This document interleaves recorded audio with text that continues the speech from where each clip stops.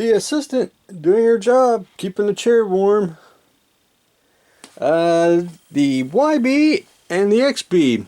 I haven't done anything on the XB as in masking or taping yet, but on the YB, I did get most of the front end here masked off, and all I'm using is Tamiya tape, and I'm just cutting it, getting the framework, and then taking a pencil and burnishing it down so you won't have any bleed through. Got one more frame to get, and that's right there, and then mask up the rest of the canopy and the little ball. I could have left that off, but basically put like tissue in, but I decided just to keep it safe, and I'll just put that on, mask it off, be very simple. Basically, it gets the canopy here, basically one frame right there, and that's it. And we're at the boring stage of model building. That's masking, and then hopefully, once I get all that off, masked off, I'll go in with tulip and some red putty and go to town on the gaps and where I need to fill. But anyway, that's where I stand on that.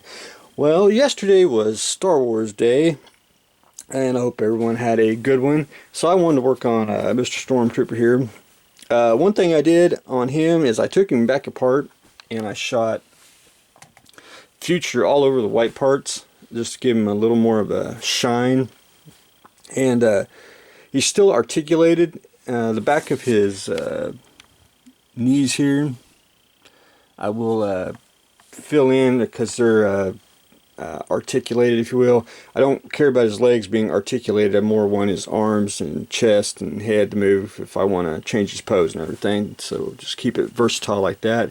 But I wanted to work on the base here, and custom wood base by Rod that he sent me, and all this is celluclay that you can get at a craft store, and you just mix it with water. All I use is celluclay, a little bit of white glue, and this is basically a fistful of gravel that you can get like at the end of your driveway or wherever, playground, construction sites. Stop by with a little sandwich bag, grab you a handful of gravel, and it's just instant diorama.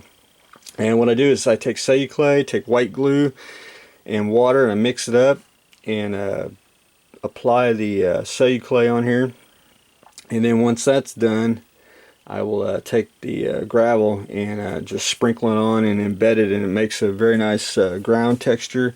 And then once it completely dries, I'll go in with some paints and do paint the groundwork, and then do some shading, and then I can add grass or leave it ground if I want to. Always want to put your figure in. You always want to get the indentions, and then I'll drill a hole and put a metal rod, if you will, and I'll do it on his foot, so he'll be very, very secure. But really easy diorama, very simple for groundwork, and just makes it look very, very good. For the eaglemoss, basically finished this one. I just got to paint off the registry markings, and that won't take too long. But this is basically taking an equinox, eaglemoss, taking the nacelles and the struts, and just basically flipping them upside down and adding the runabout roll bar on it. Not too shabby. And if you ever kit bash, it is addicting, because you always want more ships, because companies don't make more ships. That's why we have to kit bash to make more ships. But anyway, that is looking very good. So hopefully a couple days I'll be able to get the registry painted off, probably more on the weekend, and then I'll probably start on another one, which I'm leaning toward doing this one next, which is not going to be exact. It's basically going to have a full saucer, but it'll have the two secondary hulls and the two nacelles on top, and then I'll try to put the roll bar on or do it this way, just see which way looks cool. But anyway, we'll get to that one. And then after the flying wing and the flying wing, and during the eaglemoss kit bashes, that will be up next. I will go make the D7, and I've got to put lights in it.